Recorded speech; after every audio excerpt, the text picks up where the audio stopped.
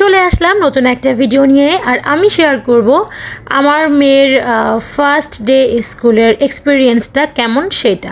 Hello everyone, আসসালামু আলাইকুম। আশা করি সবাই ভালো আছেন।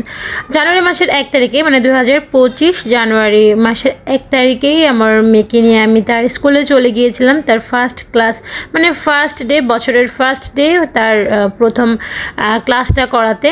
তো সবার সাথে আসলে দেখা হবে, মানে অন্য যারা বেবিরা আছে তাদের সাথে দেখা হবে, বাচ্চাদের গার্জিয়ানদের সাথে দেখা হবে। তো সব কিছু আসলে হয়ে গেল প্রথম দিনই।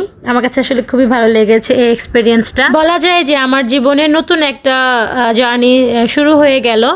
ছেলেকে তো মানে যখন প্রথম স্কুলে দিয়েছি, ওকে নিয়ে স্কুলে গিয়েছি, ওর জন্য অপেক্ষা করেছি, এইটা যেমন একটা এক্সপিরিয়েন্স বা এটা যেমন একটা ফিলিংস।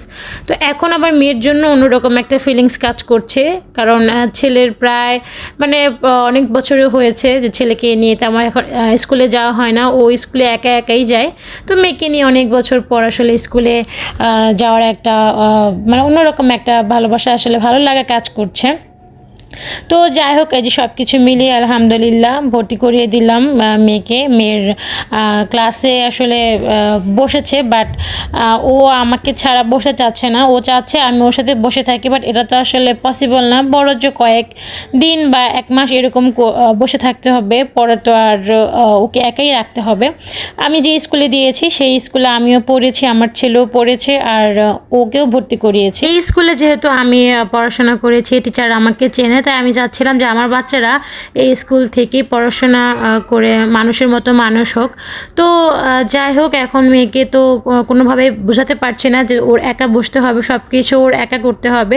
যদিও ওর ক্লাসে টোটাল 2টা টিচার থাকে আর বাচ্চাদেরকে দেখাশোনা করার একজন লোক থাকে, তো সেই হিসেবে টেনশনের কোনো কারণ নেই। তারপরও আমি আসলে চাচ্ছিলাম যে ওকে একা রাখতে, সব কিছু ও একা একা যেন করে বা শিখে, এর জন্য আসলে আমি চাচ্ছিলাম, বাট আমি আসলে পারছিলাম। তো যাই হোক, এই যে এখন যে ক্লাসটা হচ্ছে এটা অন্য একটা দিনের ক্লাস, আর ওই দিন একদম মেয়ে কমপ্লিটলি মানে ব্যাগ, স্কুল ড্রেস সব কিছু পরে একদম রেডি হয়ে আসছে। তো আপনারা দেখেন ক্লাসে আসলে কি শেখানো হচ্ছে।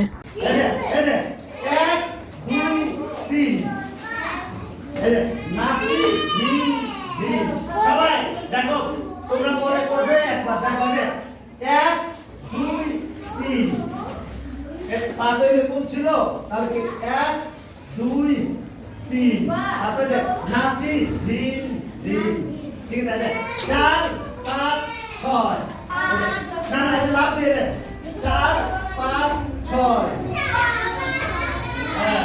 তারপরে কি বলো, আমার বলো, কোথায় ছিলাম আমরা, এভাবে ছিলাম, এই যে 4 5 6,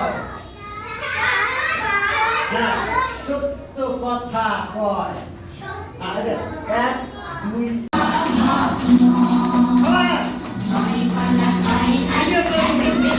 নাচো নাচো মা, নাচো।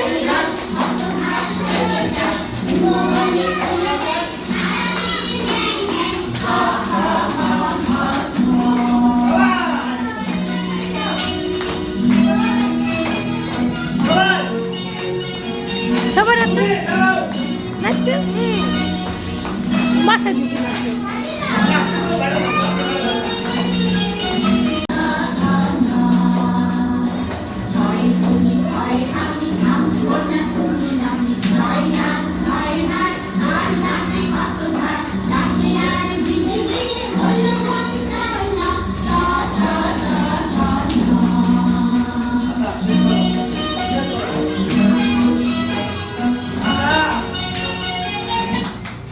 এটা হচ্ছে অন্য একটা দিন। এখন থেকে চেষ্টা করবো মেয়েকে প্রতিদিন স্কুলে নিয়ে যাওয়া, মাঝখানে নিয়ে যায়নি কারণ প্রচুর শীত পড়েছিল।